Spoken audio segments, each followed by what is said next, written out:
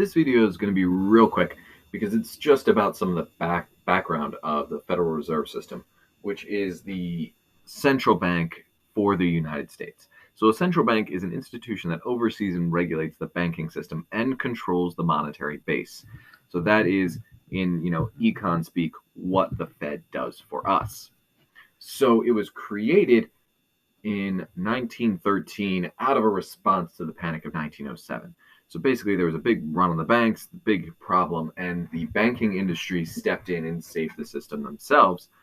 But they realized that that probably wasn't the best way to go around it. So they got together and they created this system heavily based off of the Bank of England.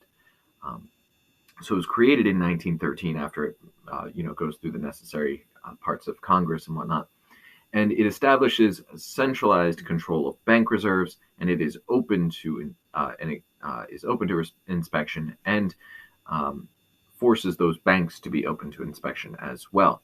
They also had the sole right to issue currency, and that way they can control the money supply and be able to use that to be responsive to economic conditions.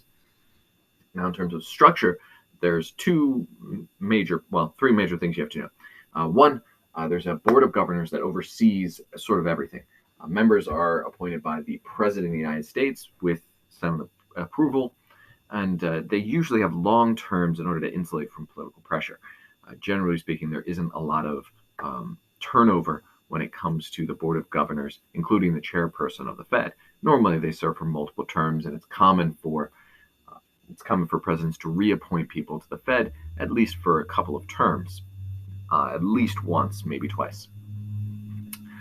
The 12 regional Federal Reserve banks, they each serve a different region. You can see the regions in this map right here. They provide banking and supervisory services for all of the banks in those areas. The New York one is going to be the most important because it is the one with, Wall Street, and most of our financial systems are set up through there. The Federal Open Market Committee is sort of the most important part of the Fed because they determine monetary policy. So that's just a basic introduction to the Fed and some of its background and information about its structure.